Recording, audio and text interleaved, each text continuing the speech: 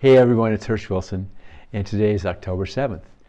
We've spent the last few weeks moving my daughter and her family from New Mexico to Minnesota. In pandemic times, that meant 2 cars, all of us together, the dogs, the cat, both families, and driving as quickly as we can to get up to Minnesota.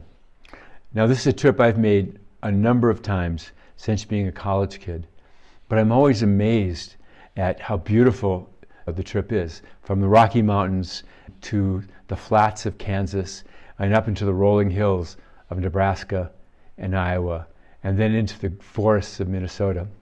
Getting to Minnesota from New Mexico is a shock to the system. My daughter and her husband had bought an old farmhouse southwest of the cities, and it was surrounded by trees, deciduous trees, oaks and maples. The green was almost obscene, especially when you're coming from the high desert. One of my assignments to help them move in was Wildflowers. They had a barren hill behind their house, and they thought that in the spring that should bloom with flowers. So one morning I tramped up that hill, bag of seed in hand, and began scattering perennial and annual wild seeds all over that hill. And while I was flinging seeds, I thought to myself, what an act of faith planting is. In the fall in Minnesota, you hope that there's not a sudden freeze or 2 days of hard rain that washes the seeds down the hillside. You hope for a good snow cover, or that when spring comes, it's not too cold or too dry or too wet. So many uncertainties.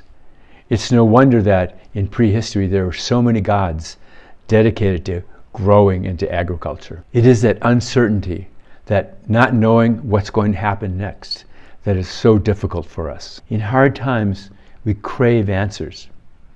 We want to know when the flowers will rise. We want to know whether we'll have crops in the spring. Now we want to know who will win the election, when the pandemic will be over, and when our lives will be restored.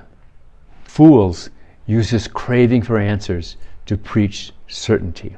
The Stoics taught us instead to embrace uncertainty, to accept it, to learn that life at its core is uncertain, no matter how much we might try to dress up life as predictable. This can be hard to accept at first, but it's important to accept.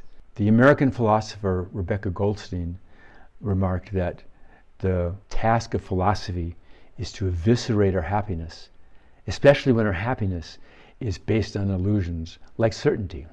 And yet the paradox, the act of faith, the act of necessity and optimism is that the farmer plants seeds every spring.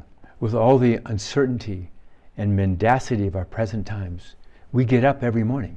My family's favorite movie line from the last couple of decades is from Jurassic Park, and it is that life finds a way. Some of the seeds that I planted will grow and bloom. It's because that's what they do. Life finds a way. Also, we will get through this. We're tough, we're resilient. It's who we are. Life finds a way. So, 2 things. Don't trust anybody who says they're certain. Second, learn to embrace, accept, and thrive in uncertainty. So be brave, be kind, and don't forget to vote. Hey, I almost forgot. A quick advert. My publishers would kill me if I didn't talk a little bit about my new book. It's called Firefigher Zen, a field guide to thriving in tough times. And if you need a little help getting through what we're going through, this might be a good read. Talk to you later. Thank you for listening. Bye.